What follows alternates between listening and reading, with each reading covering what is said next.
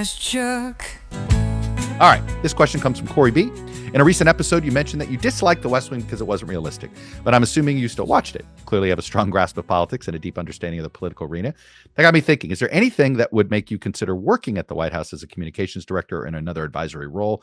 And if so, what qualities would you look for in a president or candidate that would inspire you to take that kind of job? Well, I would probably unlikely. Okay. And I'll tell you one reason. I feel like my career in media has been both prominent enough that if I chose to work to sort of become a politician, and you go work in the White House, you're becoming a politician, that I'd be doing a disservice to my journalism colleagues.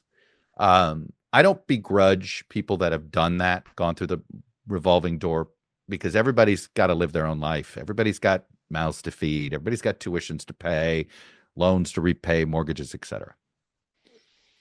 But, perception is reality these days. And so I'd be very hesitant. So the only even remote possibility would be the person would have to be a member of neither party, an independent. I'd probably be more likely to want to help somebody who's a little bit new to the process. So maybe it's a former military leader. Maybe it's a former business executive. If you're asking me the type of, because I think I could help, right? It would not be a thing where I would want to gain. Where do I think I could help the most? And I think I could help somebody who's new to Washington navigate the place. But it would have to be somebody who wasn't interested in building a political movement, but it was more of a coming in. They're the problem solver. They're a fix it. I do think we're due for a president that's basically a democracy mechanic. Look, we've got to rebuild this thing so that we can have a more honest government. I mean, the most depressing aspect of the pardons for sales story of Trump is how little outrage there is. And, my wife said, she goes, I asked, I sort of was lamenting this. And she says, well, it's because the reason there's no outrage is everybody assumes this is always how it works. And I think she's right. And so, we're in this, we're in a period where people just believe the worst in politicians and believe the worst in institutions. And the reason, there's a lot of people who support Trump because they think, well, he just says what's already been done. He behaves the way others behave. You just know it, right? That the Mike Johnson, well, Biden did it undercover. Trump does it out in the open. My goodness, right? We sort of need to, we need to repair the image and the relationship of the democracy with the public and of these institutions. So you're asking the type of candidate. It would have to be an unconventional, non-major party person, and it would have to be somebody who's, again, who wants to be a pastor for patriotism. I think that's what we could use a little bit right now, and a mechanic for the infrastructure of the democracy. Ask Chuck. All right, next question.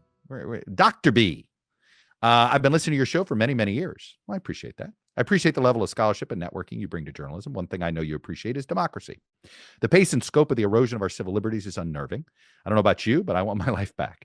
I think a lot of Americans want our lives back, our freedoms. And I wonder, Chuck, in your opinion, what are demonstrated political conditions or pathways for restoring and advancing lasting civil rights? Who would you say are the most interesting change makers or organizations right now? Can you speak to the history of political leadership during the successes of the civil rights movement up to now? Why has targeting our freedoms been so easy?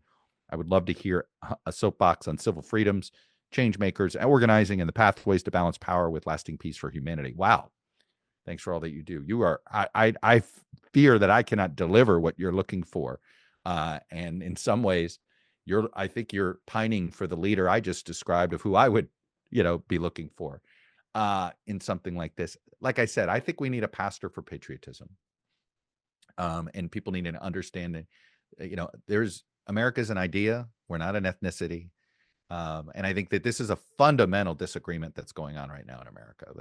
That there's plenty of people, particularly I think Trump tapped into this, and the MAGA movement has tapped into this, is that no, we are an ethnic democracy. We are a Judeo-Christian, it's like, no, that wasn't the intent. We may have developed that way in reality, but I always say the single most important phrase of our founding fathers is more perfect union. The implication was it was never going to be perfect, but that we were always going to try to be better, right? And America was an idea. And so I do think we need the type of leader that can teach us again about the story of America, that actually appreciates the story of America. I mean, one of my big frustrations with Donald Trump, here's this American success story. His family immigrated here. Grandfather goes to Alaska, may or may not have run a brothel or at least some sort of hotel out there in Alaska in the frontier. Made enough money to support a family. Got Fred. There's and he wouldn't have had this success anywhere else. And yet he doesn't really appreciate the story of America. And the arc.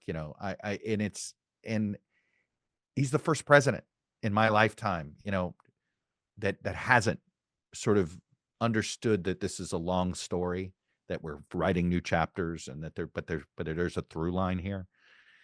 And this is why I think I'm always hopeful that there's a military leader that's going to step into the, not because I think the military is the perfect place for this, but I do think the military is the least political side. I'm concerned how Pete Hegseth is recruiting. I think he's trying to create a partisan environment in the military, which is a huge mistake, because I think one of our strengths is the fact that the military is the last place where deep red and deep blue are in a bunker together, and they're just Americans first, man. They're Marines first. They're infantrymen first, right? They're naval guys first. You get my point. So I just think that there's an appreciation that somebody with military experience, particularly career military, who has seen that it's the closest part of our society that tries to be more colorblind and class blind than any other part. It exists there. I'm not going to sit here and say it doesn't. I don't want to imply that, but it is better. It's a better institution than really many of the other institutions. And so that's why I think if we're going to find that pastor for patriotism that can sort of renew our interest in the story of America, I have a feeling it's going to come from somebody who's had the experience of being in a bunker with people from all different classes and all different geographic locations and all different ethnicities. Ask Chuck. All right, last question comes from Josh. He says, Chuck, I listened to Wes Moore in South Carolina, and he seems to me the Dem most likely to be able to build a coalition similar to the one that powered Bill Clinton, Obama, Hillary, and Biden to a Dem nod. What do you think of that possibility? Yeah, Josh, when I'm asked to name the three most likely Democratic nominees, first of all, I usually demur and say, I have a feeling I'd still rather be a candidate I haven't heard of yet than anybody that we see in the mix. And I make a note that Pete Buttigieg circa 2017, right, was this guy who just unsuccessfully ran for DNC chair, but a lot of people enjoyed interviewing him. And people were wondering, hey, that guy's got a future. He's got something to say. And within 3 years, he was a major candidate for president. And frankly, if there were a normal campaign rather than COVID, there's a chance that he would have been the nominee in 20. And literally, so I don't know who the mayor of South Bend is right now. I haven't looked it up, but you get my point, right? Which is, I think it's possible we don't know yet the next star of the party that sort of catches fire. But if you're asking me to name three people who are out there that are the most likely nominees right now, the three names I put out there are Wes Moore, Pete Buttigieg, and Gretchen Whitmer. I think Whitmer's the most successful two-term governor that'll be running. I think that Wes Moore, look, I think you're right. I think both Wes Moore and Pete having military backgrounds are vital. I mean, I think if the Democrats need that is I'm not saying it's a must in their next nominee, but I think it's an important potential asset for the next nominee. And look, Wes Moore's connections. He ran the Robin Hood Foundation. He's got very wealthy connections. Although he's not from wealth, he certainly knows a lot of wealthy people. I think that he and Buttigieg will have the most professional operations that are running for president, and that means something. It doesn't guarantee anything, but put you, it's sort of like, it's like getting the top seed in the NCAA basketball tournament or baseball tournament. Doesn't mean you're going to make it to the Final Four or to Omaha, but you're going to have an easier path to get to the Final Four or Omaha. So I do think Wes Moore, in theory, will have all the right people wanting to work for him, will have the resources. But I'll be honest with you, I'm very skeptical. He's got to figure out how to not feel like a derivative campaign, right? And there's like a part of me I'm with you. He says a lot. I mean, when he talks about national service, and he's created basically a service program in Maryland that I think wants to emulate. So there's a lot of things that I think that I think he understands the tone he needs to have if he does become president. But there's also a part of me that's like, I remember a candidate that seemed this perfect at this point in time, a guy named John Edwards.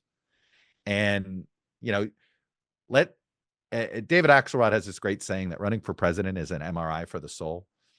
Buttigieg has already had a little bit of the Roto-Rooter test, so he's going to have a vetting, and that might be a slight advantage, although I think the Biden baggage is going to be quite heavy for him. We got to see how well Wes Moore goes through the process. But here's what I will tell you. I'm trying to think of the last Democratic president in my lifetime that got elected. Joe Biden is the only one in my lifetime that got elected after failing in a presidential candidate the first time. Bill Clinton won it the first time he ran. Barack Obama won the first time he ran. Jimmy Carter won the first time he ran. Democrats have a tendency not to go for somebody that ran before, which I think is a problem for Buttigieg, and that's a potential advantage for Moore. So look, I think Moore right now is an early, he would be in the preseason top 5 if you're polling, no doubt about it. But as we all know, sometimes those preseason polls are super accurate, and sometimes they end up being super wrong.